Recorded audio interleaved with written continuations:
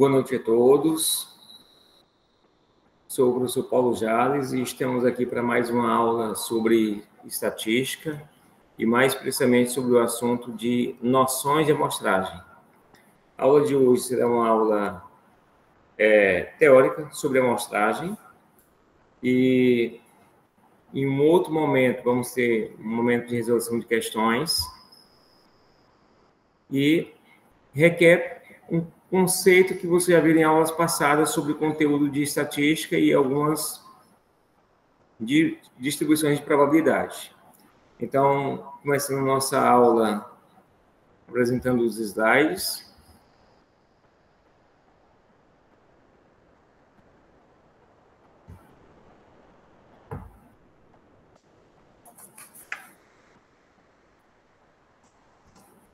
Então, a princípio aí nós temos aí o tema da nossa aula, noções de amostragem. E é claro que é importante lembrar o que é amostragem, né? Sabemos que a amostragem é o conjunto de métodos para selecionar uma amostra representativa de uma população. O objetivo é que as características da amostra reflitam com precisão as características da população, permitindo a inferência estatística. E aí, sobre a amostragem, nós temos que é uma técnica usada para estudar uma parte da amostra e concluir sobre o todo, sobre a população. E quando que ela é útil? Quando a população é muito grande, onde é inatingível chegar a todos, né? Chegar a todos vai ficar complicado, já que temos uma população gigante. A coleta de dados pode ser muito demorada se a gente for levar em consideração toda a população. E quando for inviável, medir todos os elementos. E aí a gente... É claro que é importante lembrar que quando a gente fala de estatística, nós temos o que nós chamamos de população. População são todos os elementos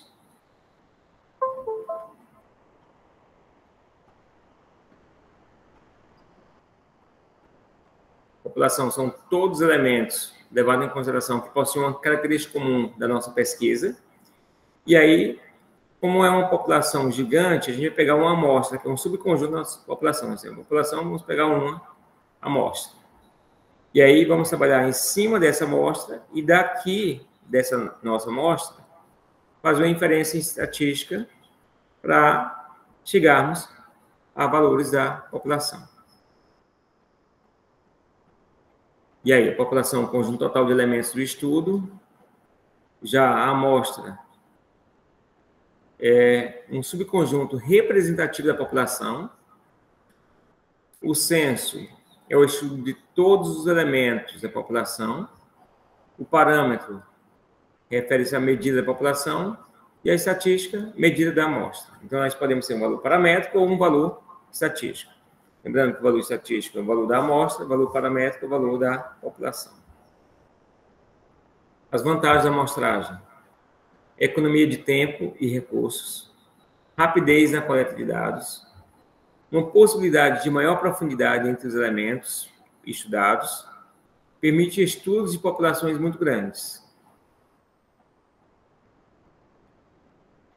E nós temos dois tipos de amostragem: a probabilística e a não probabilística. É claro que você sabe, já percebe aí, através da palavra, que a probabilística necessariamente tem que ser aleatória. Necessariamente tem que ser aleatória. A não probabilística, não, é não aleatória. Alguns casos de probabilidade aleatória, a probabilística, ou melhor, corrigindo aí, de amostra probabilística. Nós temos a aleatória simples, a estratificada, sistemática ou por conglomerados. Já a não probabilística, que não depende de sorteio, pode ser por conveniência, por julgamento ou bola de neve. Daqui a pouco a gente vai comentar cada uma delas aí. Seguindo aí, nós temos dentro da amostragem probabilística, as aleatórias, né? Quando aparecer a expressão AS, estamos falando da amostragem aleatória simples. Como é aleatória, você já vai lembrar de sorteio, tá? Cada elemento da população tem uma mesma chance de ser selecionado. É como um sorteio. É ideal para populações homogêneas. É o caso que nós temos uma população gigante e a gente pode fazer um sorteio da nossa amostra, né? Então, qualquer elemento da minha população pode ser selecionado. Um caso mais direto. Podemos ter amostragem sistemática. Os elementos são selecionados em intervalos regulares a partir de uma lista ordenada. O primeiro elemento é escolhido ao acaso e os seguintes elementos são selecionados a cada K elementos, onde K é o passo da amostragem, calculado pela razão entre o tamanho da população e o tamanho da amostra. Nesse caso sistemático, podemos ter o seguinte: colocar os elementos em uma certa ordem, e aí a gente faz o sorteio do primeiro elemento, por exemplo, colocar o elemento A1, A2, colocar numa certa ordem, A3, até o AN. Eu faço sorteio do primeiro elemento, sei lá, o primeiro elemento foi o A3. A partir daí, eu vou pegar de 5 em 5, o A3, vou pegar o A8, vou pegar o A13, e aí vai indo. Essa é a sistemática, né? Eu faço sorteio do primeiro elemento e a partir daí eu vou seguir uma sequência predeterminada de K elementos. A cada K elementos eu vou pegar o indivíduo.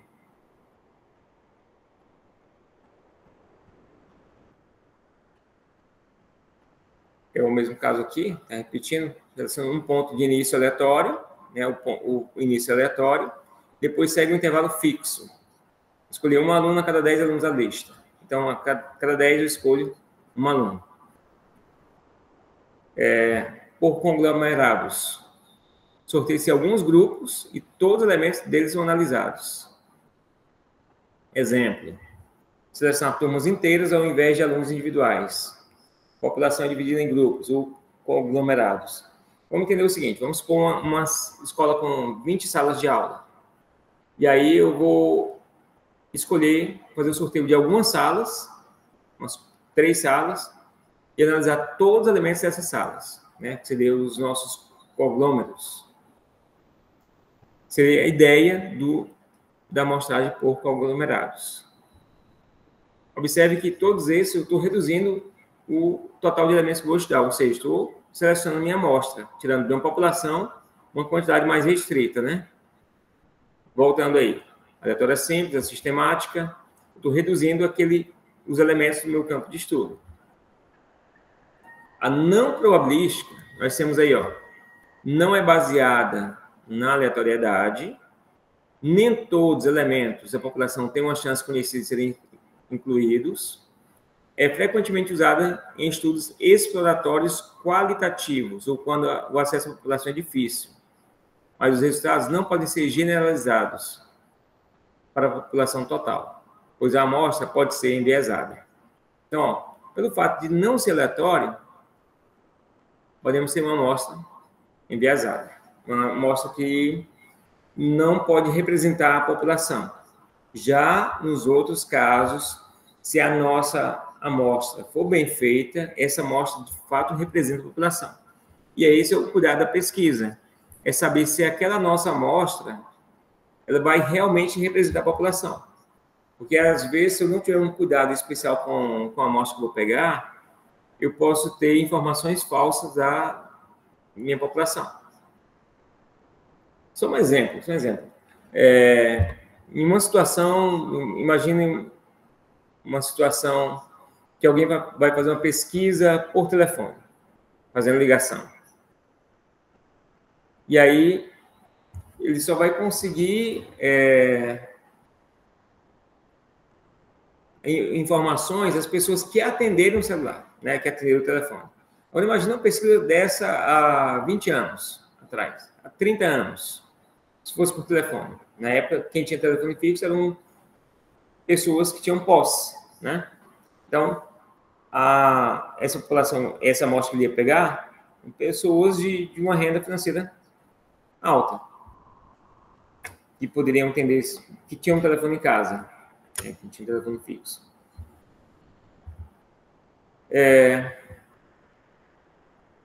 Os tipos mais comuns da probabilidade da amostragem não probabilística, temos a por conveniência ocidental. Os elementos são selecionados pela sua facilidade de acesso e proximidade com o pesquisador. Por exemplo, ele fica na porta de uma loja e intercepta algumas pessoas para fazer entrevista. Isso houve uma coincidência, uma conveniência para ele.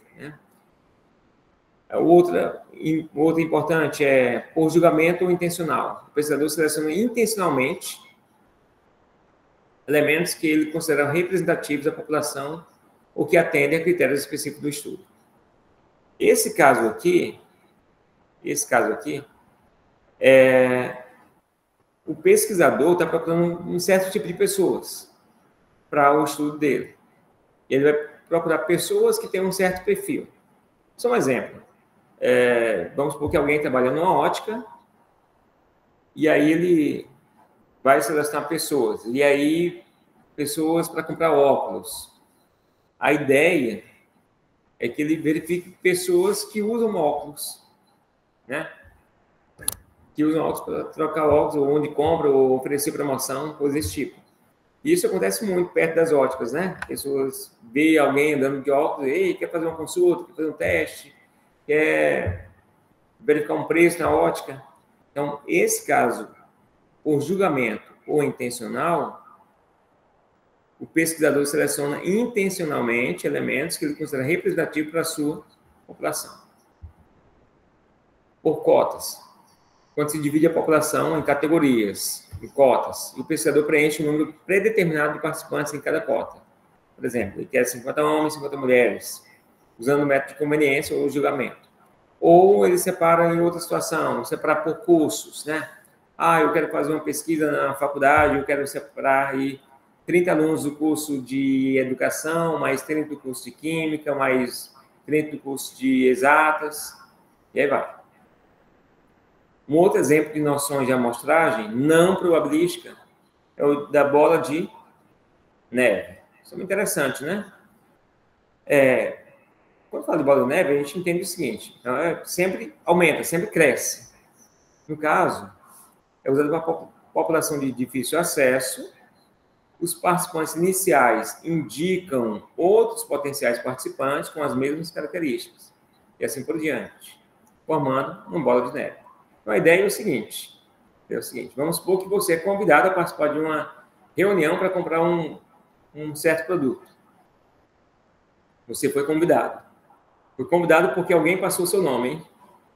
E aí, te ofereceram os produtos, e você comprou ou não comprou, não sei, mas no final vamos perguntar para você, e aí, quem você indica para participar dessa pesquisa, ou desse produto, dessa reunião? A ideia de bola de neve é isso, quem participou da pesquisa indica outros indivíduos para participar também. E a ideia dessa amostragem aí é pegar indivíduos do mesmo grupo. Porque quando eu indico alguém, eu estou indicando alguém que, de uma certa forma, faz parte do meu convívio, né? Então, ele geralmente vai pegar o mesmo grupo. Fatores-chave para o sucesso da amostragem. A representatividade. No caso, a amostra deve ter características semelhantes à população. Isso é muito importante. Suficiência.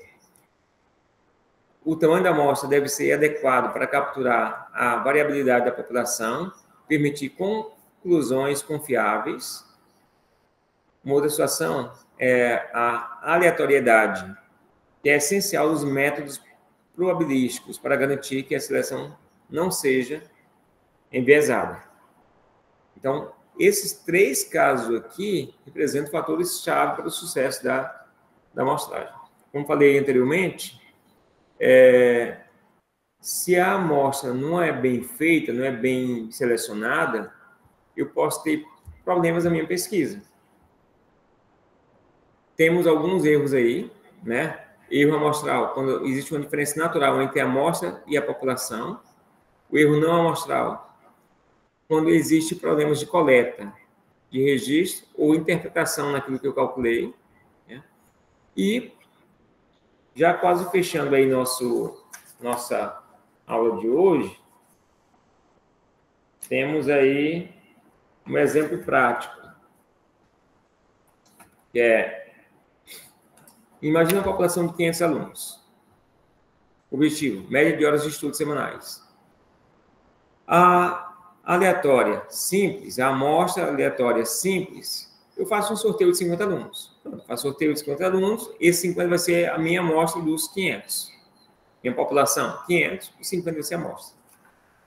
Uma outra maneira, se eu quiser fazer a sistemática, escolher um a cada 10 da lista. A cada 10 da lista, escolher um aluno. Eu escolho, por exemplo, o número 2, o 12, o 22, aí vou indo. Escolhendo um, a cada 10, escolhendo um. A estratificada, dividir por série e sortear proporcionalmente. Eu vou dividir em extratos, dividir em séries aí, são 500 alunos. Vamos supor que é ensino médio, primeiro, segundo, terceiro ano. Eu vou dividir em séries e vou dividir proporcionalmente para fazer a minha amostra. E, por conglomerados, sortear 2 turmas inteiras. E sortear 2 turmas e trabalhar com todos os elementos dessas 2 turmas. Isso seria por conglomerados. Uma coisa importante é que, se pegarmos amostras de uma população, eu tenho uma população aqui, vou pegar uma amostra, outra amostra, outra amostra, outra amostra, outra amostra, várias amostras, e calcular as médias dessas amostras. Eu vou ter média 1, média 2, média 3, média 4, média 5, média 6. Então, eu vou ter um conjunto de médias. Média 1, média 2, média 3. Vou ter um conjunto de médias. Essa distribuição de médias vai seguir a distribuição normal também. Ok? Essa distribuição de médias segue a distribuição normal também. E aí, temos também uma situação de proporção em cima da nossa amostra. Nesse caso, você tem uma probabilidade, vamos chamar de uma esperança, que é uma média da nossa população, que aqui nós vamos ter uma proporção.